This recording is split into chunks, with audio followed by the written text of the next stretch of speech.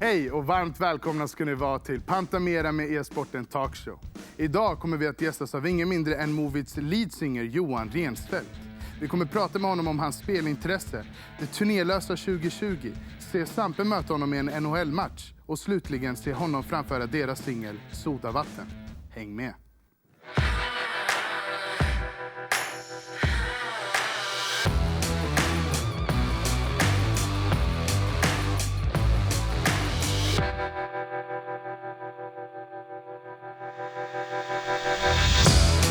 Välkommen in, Johan!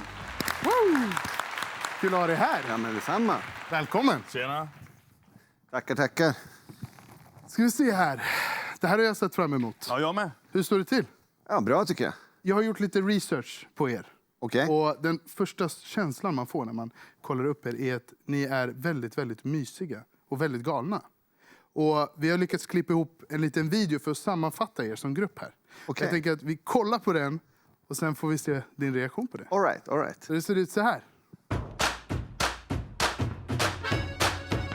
Kommer från fel hela gården, från andra sidan spåret. Jag växte upp med zigenare och romer som spelade handklaver och ville spå mig medan min farsa tömde en flaska Explorer. Lärde mig lira gitarr och domarkonen. Django's Quintet spelade ut grammofonen. Med second hand kan vankar i garderoben och brännspand line varenda kväll i trädgården. Det bygger bra men sen kom problemen. Träffade tidigt i klämbenet och skattesedliga med skyldigheter. Myndigheter, sannolikheten är lite närmare förmedlingen med J. Man kanske borde byta namn eller sälja sin husvagn eller knacka ut sin guldtand. Men någon gång måste fördomen hinna sig kaffe. Jag säger det direkt. Ni ser ut som ett gäng man verkligen vill hänga med. Ja, eller hur? Alltså, Har ni kul liksom hela tiden? Har ni någon gång tråkigt? Nej, jo det har vi faktiskt. Men det där var faktiskt jävligt kul att se. Mycket av de där klippen är så här... De har jag inte tänkt på liksom, på senaste tiden. ja, då blir det lite extra kul. För Ja. hade min sommar sett ut sådär, då hade jag nog varit klar i livet, känner jag spontant. Ja, tyvärr har inte min sommar heller sett ut så här. Men det har gjort det förr liksom. Men ni är inte bara, det är inte bara du i Movits. Nej, Utan ni är ju två till. precis. Brorsan Anders och Jocke från Piteå som spelar sax. Kul att vara med lite med brorsan. Ja, men det är svinkul. Åtminstone så här enkelt när man ska rapportera till morsan och farsan liksom, vart man har vaknat. Så. Ja. Men ni växte ju upp på någonting som kallas för Herds Island. Exakt. Uttalar jag det rätt? Perfekt. Nice. Vad är det för något? Hertsön, Sveriges mäktigaste bostadsområde utanför, eller liksom en del av Luleå kan man säga. Okej, aldrig talas om. Luleå. Nej, Luleå. jag hade inte heller gjort det innan. Är det också en viktig? Luleå eller Luleå? Man får säga som man vill. Jag säger det som Luleå, Piteå, Torne. Det blir liksom Det bara är en sådär. grej, för de som kommer därifrån, de säger Luleå. Men alltså så här... Det låter mer naturligt. Exakt, men de som inte kommer därifrån, de säger Luleå. Och när man säger det, då blir de förbannade. Men hur var det att växa upp på Herds Island? Ja, men bra. Det var jävligt mycket sport. Nice. Mycket fotboll och hockey och innebandy och sådär. Tills man... Alltså, jag tror ju fortfarande att jag någon dag ska få spela Champions League-final i fotboll. Men liksom poletten, den vajar ju mindre och mindre. Snart ligger den liksom. Så att, nej, det var jävligt mycket sport. Men hur kom du in på musiken och varför började med det? Det var någonstans typ egentligen, tror jag, på gymnasiet. Sådär, men det är kul att... Gick runt och lyssnade på liksom så här Snoop och Mobb Deep och sånt där. Fan, nu. Det blir kul med rap. Och sen var det mycket det där med egentligen att Petters, Mitt sjätte sinne-plattan kom och bara, fan man kan rappa på svenska. Det blev liksom så här, visst Latin Kings hade varit innan och liksom det, men det hade aldrig liksom, fastnade inte så mycket för mig. Utan det blev på något sätt så här en dörröppnare till att man kunde göra det på svenska. Och sen efter det bara satt vi hemma och försökte lite bättre. Och så, ja. Och så blev det jävligt bra. Ja, I didn't say it, men... Jag säger det. Men hur, om du skulle ta oss igenom från gymnasiet till där ni är idag? Vilken... Det är en lång resa. Ja, men ni såg ju klippet Ja. här. Det var ju liksom... Det var en vecka av det. Ja, det var en vecka. Nej, men... Vi gjorde typ vi gjorde en demoplatta som hette så här, Planet Jorden, som var jävligt akustisk hiphop typ. Typ knappt med beats. Men det var första gången vi gjorde... Vi fick chansen att åka runt med Riksteatern. De hade en sån här jam-scen, en mobilscen, som typ flakscen. Så vi åkte runt och körde så här. Hultsfred, Arvika-festivalen. Och i samband med det någon gång när vi var klara med det var då liksom fröna såddes till vad som skulle bli liksom Move It-soundet. Och något år efter det, 2008, kom vår första Move It-platta. Typ. Och då var det jävligt mycket som, men låten som var här, det är en gammal låt, men väldigt mycket så här swing-jazz-influens.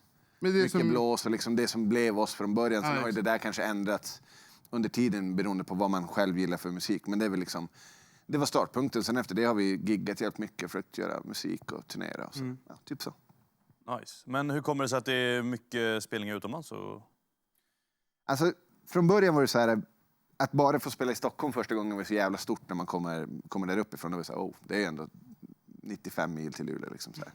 Men vi var med på en talkshow i USA, Colbert Report 2009 tror jag. Fan, det är så länge sedan. Men det är han som tog över, han tog över efter Letterman nu för några år sedan.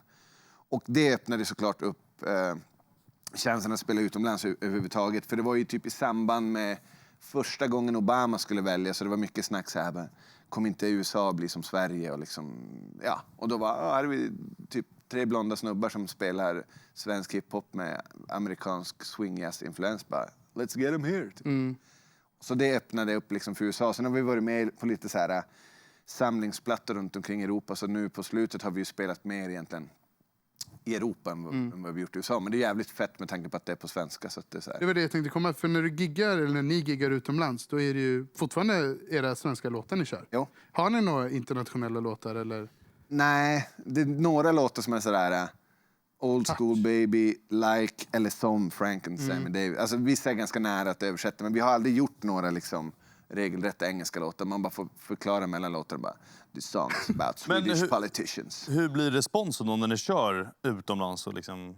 Ja, men oväntat bra ändå. Det, alltså, det känns som såhär, det är klart att såhär, jag som skriver texterna, det är mycket som går bort. Men det är väl på samma sätt, jag kan ju uppskatta liksom Manu Chao utan att veta exakt vad texten är, utan det är ju som någon sorts vibe. Jag tänker att vi har liksom lyckats hitta någon sorts sound som ingen annan har. För annars tänker jag så här, spelar man liksom vanlig rock eller vanlig hiphop så finns ju, om det finns något sånt, men då finns ju det redan i Tyskland och det finns ju i Schweiz. Men vi har liksom på något sätt... Ja, för jag tänker ju mycket på det där med just sound. Jag vet att det är många artister som fortfarande letar efter sitt alldeles egna och allt vad det nu kan vara. Ni känns ju som att ni har ju hittat det.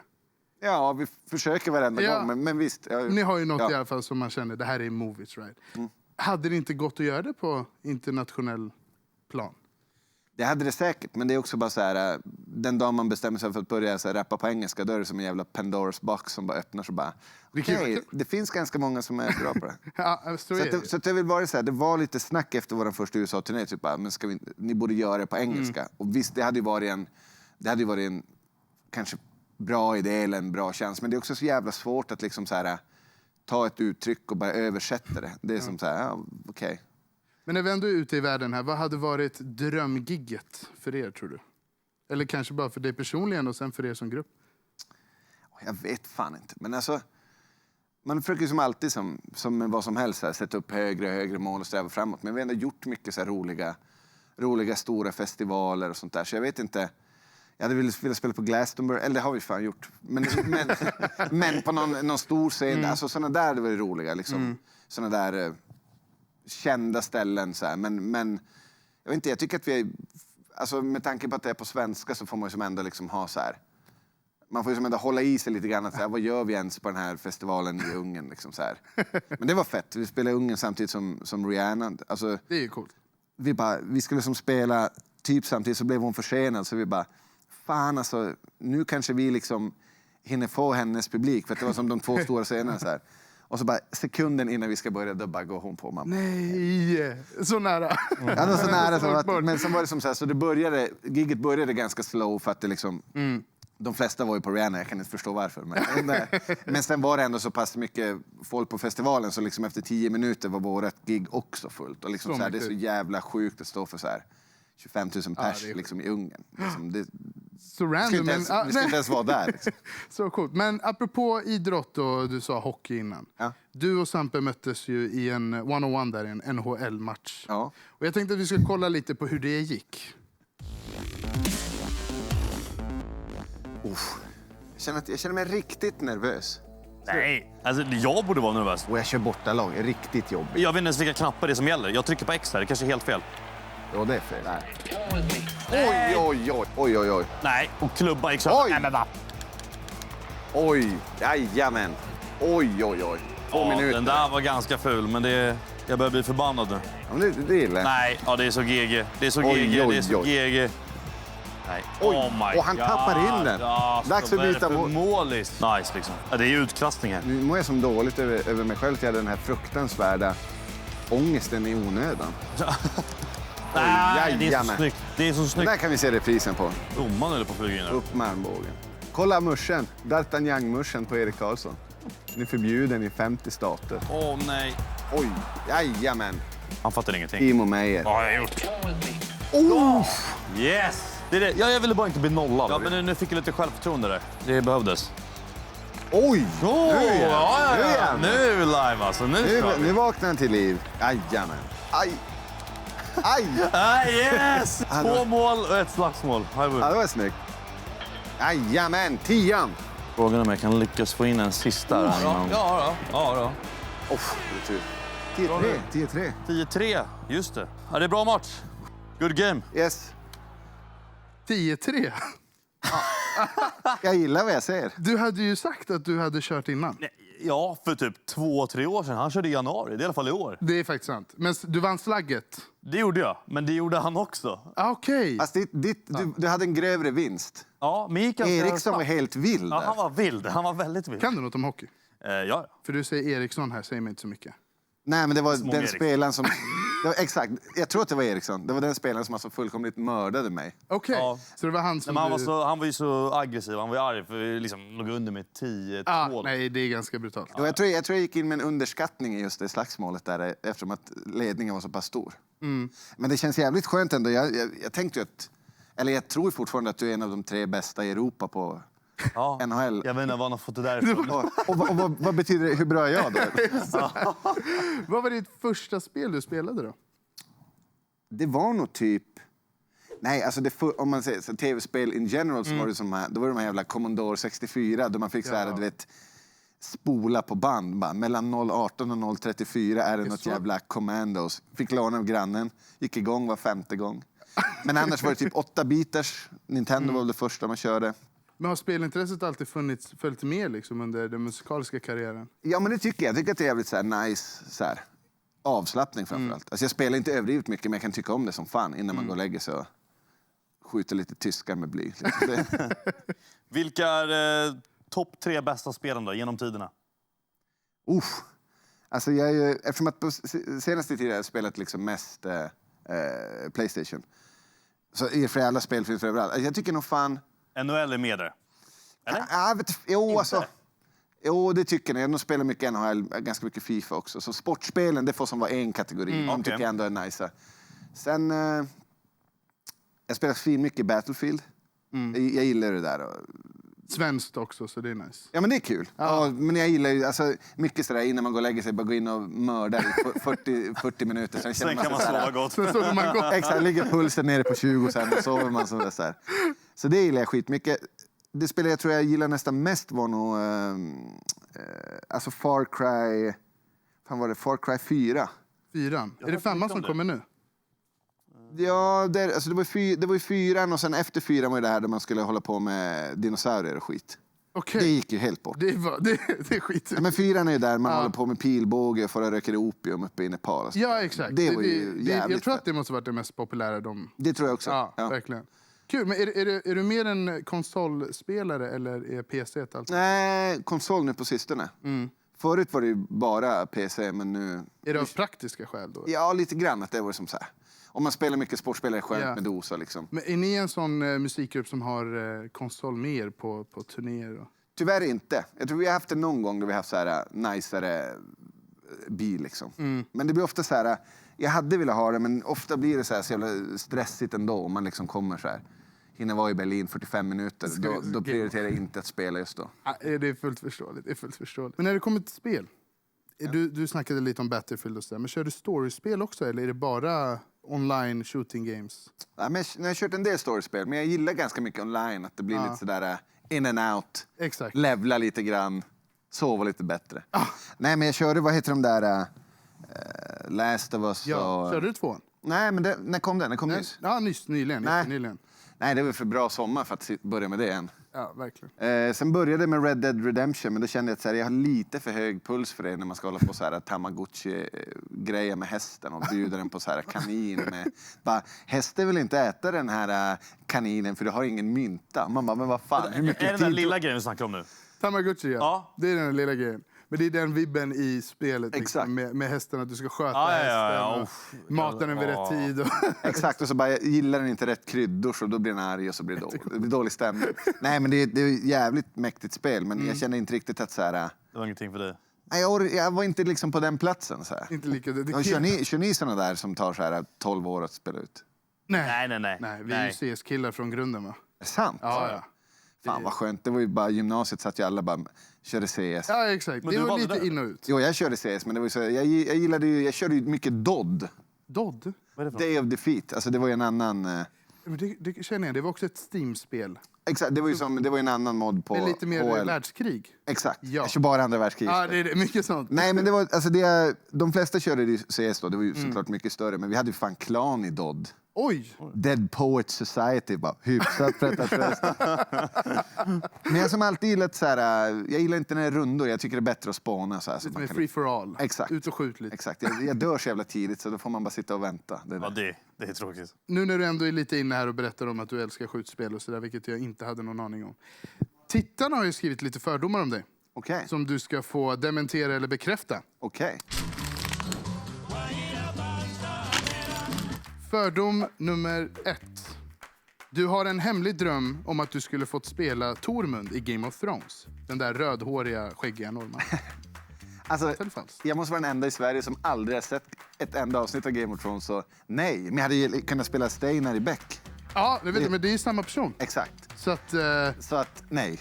nej, men du var ändå inne på Beck där, så jag lutar lite mer mot ett ja. Ja, men Game of Thrones, just med tanke på att jag inte har sett en sekund, så är svaret nej. Okej, jag är helt med dig. Fördom nummer 2. Sås fastnar ofta i skägget och torkas bort först efter måltid. Sant eller falskt? Jag vill ju säga nej, men det händer säkert, så det är sant. Det är nog sant. Ja, nice.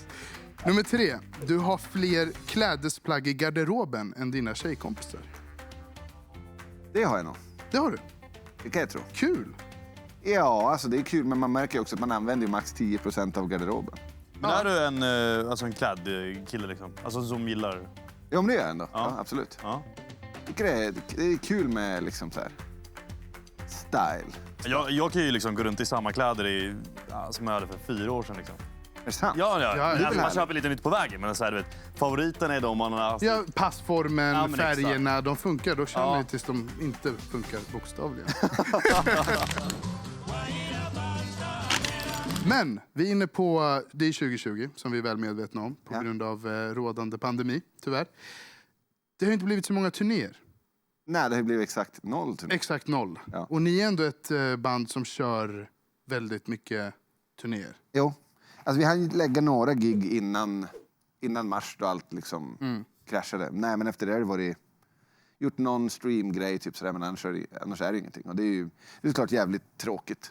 Både liksom, ja, både ekonomiskt och framförallt nästan att man saknar det jävligt mycket, stå på scen och sådär. Så att det är svårt. Det är liksom, det är inget kanonår för svensk livemusik om man säger så. Det är det inte. Verkligen inte. Var det något speciellt gig du såg fram emot? Lite extra mycket? Men jag hade sett fram emot så här Lollapalooza Stockholm, hade varit kul. Yeah. Så det känns tråkigt att det inte blev. Så att, ja, det var många andra också liksom. Det är mycket så här, visst det var det nice att på första sommaren på länge ha så här liksom helt spelledig sommar, men det blir inte riktigt samma grej då man inte heller vet om det någonsin blir någon mer gig. Det är som en vanlig så här, semester är ju nice för att man vet att man kommer ha ett jobb efter det och kunna betala hyra. Liksom. Ja, och sen semester när det liksom inte finns så mycket att göra ändå. Liksom, så, menar, så man är begränsad ändå, så det är tråkigt. Ja. Vad är det bästa giget so far då? Jävlar vad svårt. Alltså det där är ju verkligen så här. Jag kommer ihåg första gången vi körde Peace and Love typ, som var så här. Det var första gången vi gjorde så här riktigt stort gig. Det är klart att det kommer man komma ihåg. Men sen är det ju så här. Det som är roligt med att vara runt och spela, att man vet ju som inte.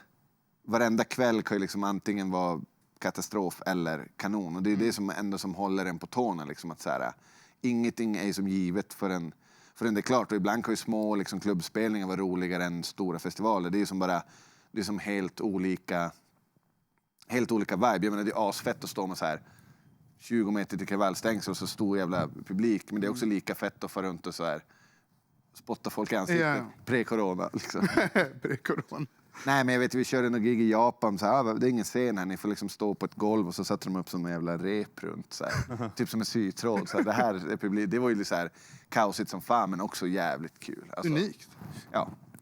Nice. Men vad gör ni nu istället då? När det inte går att turnera runt liksom? Äntligen har jag tid att spela Red Dead då. Den där hästen va? Exakt. Nej, men vi försöker använda tiden att vara i studio liksom. Så att det känns ändå så här. Det är jag jävligt peppad på. Vi hade en bra roll i studion där under liksom april, maj. Sen sommaren har ju som... Det är alltid svårt att så här fokusera i studion på sommaren om det är så här varmt där man ska vara liksom. Så att jag ser lite fram emot liksom en riktigt jävla kall höst så att man får något gjort. Mm. För det leder lite in på vad är härnäst för Movits? Hur ser planerna ut? Nej, men det blir mycket studiojobb så att vi liksom är redo när och om den här pandemigrejen liksom försvinner. Exakt, så att det ska bli kul. Vi har rätt mycket material och det blir någon platta och jag ska försöka kolla på mina solprylar och sådär. Försöka mata som fan. Så att det känns ändå så här. På med espresso maskinen. Nu jävlar kör. Nu kör vi. Men blir det mer tid för vänner och familj och sånt också eller? Ja, men det har det blivit. Alltså bara en sån där grej att jag är ju som van med att alltid vara borta typ alla helger. Det är ju ganska nice att inte vara det. För att det blir ju rätt så här. Det är väl typ alltså jag tror att alla vi i bandet gillar att turnera. Det är liksom, det är så viktigt som fan för oss som band, men också att det är så här, om man inte gillar det blir det ju rätt slitigt. Men det jag tycker är jobbigast egentligen så här, du vet, ens polare och familj så här, jobbar vanliga jobb eller lediga på helgerna, men då drar man alltid själv, så det är ofta rätt svårt att få ihop så här. Ja, när ska vi gå ut och käka då? Bara, kan du en tisdag? Nej. Kan du en lördag? Nej. Så bara, du vet. Så att det är väl lite så här, det är väl en positiv effekt om man kan säga. Om man ska vara optimistisk. Ja, exakt. Nej, jag förstår. Men kommer det vara svårt att ställa tillbaka till att nu ska vi ut och turnera 100 dagar? Eller? Det tror jag nog att det kan vara. Det är klart att man blir så här bekväm och sitta hemma är ju skönt också. Ja. Men jag hoppas verkligen att vi får liksom... Man vet ju inte heller hur länge liksom en karriär varar. Jag hoppas att vi liksom får chansen att göra det igen. För jag känner att vi är jävligt mycket roliga grejer på gång. Så vi får se liksom. Men det är inte första gången du associeras med Pantamera. Nej. Utan jag har hittat en video på er. Just det. Som är väldigt nice. Och den ser ut så här.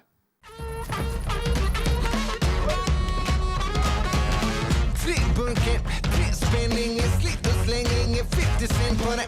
Svetsläsk upp, tigger gin, tar det väggen upp eller väggen hem. Pantamera.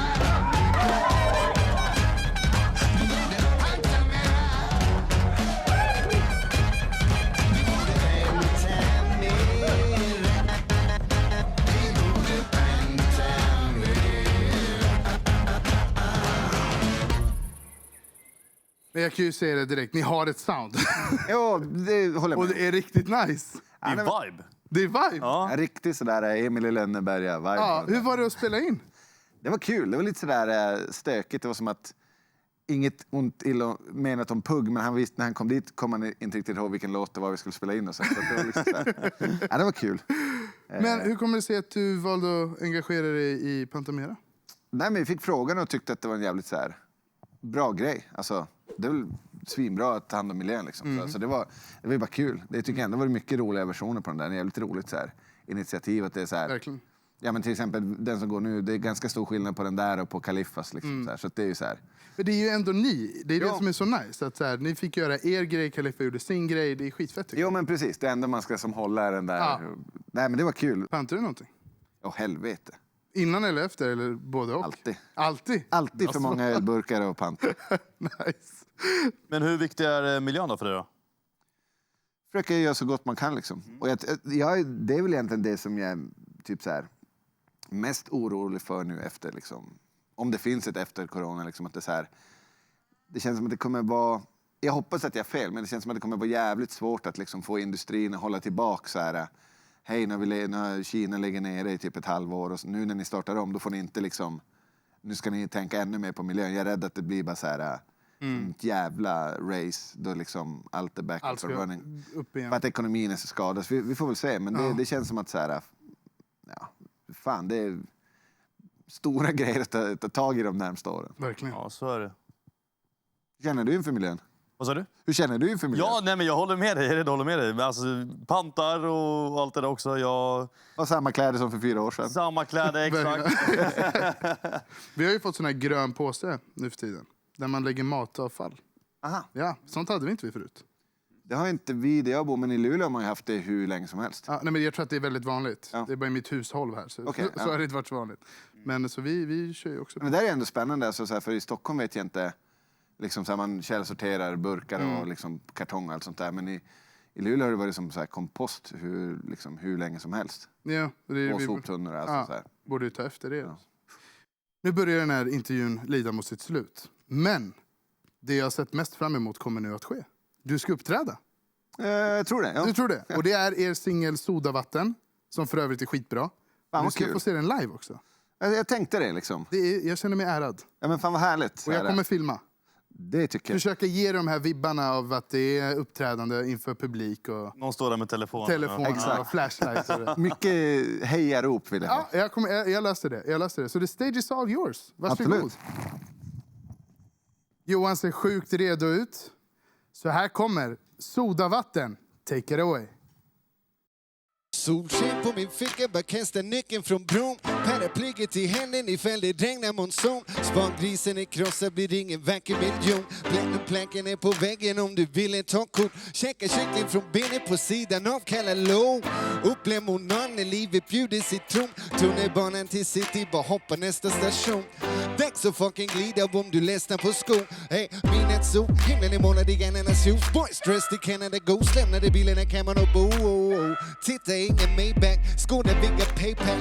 Poppa drop top i sunshine, är det A-cab som way back. Springa på perrongen till något skitigt soundtrack.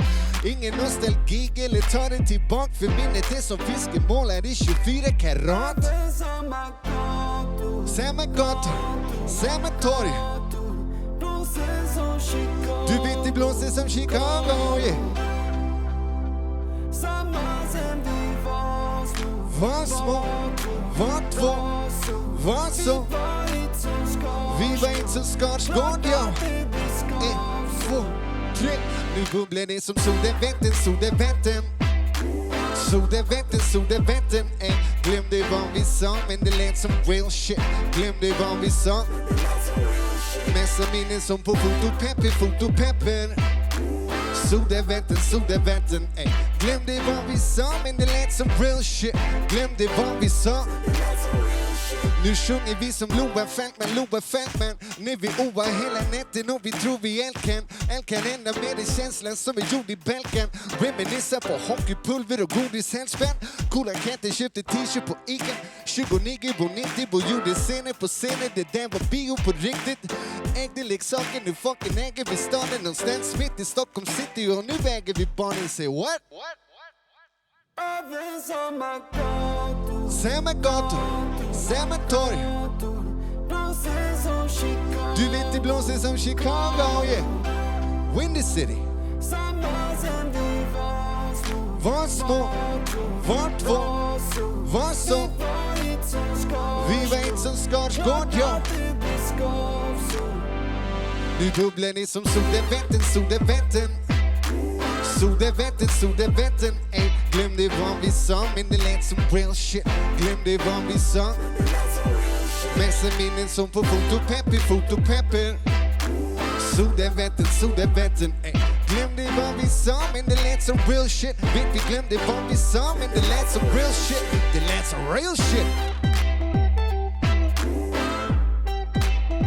Ni vet hur det är när man glömmer lördagskvällarna. Men det lät som real shit.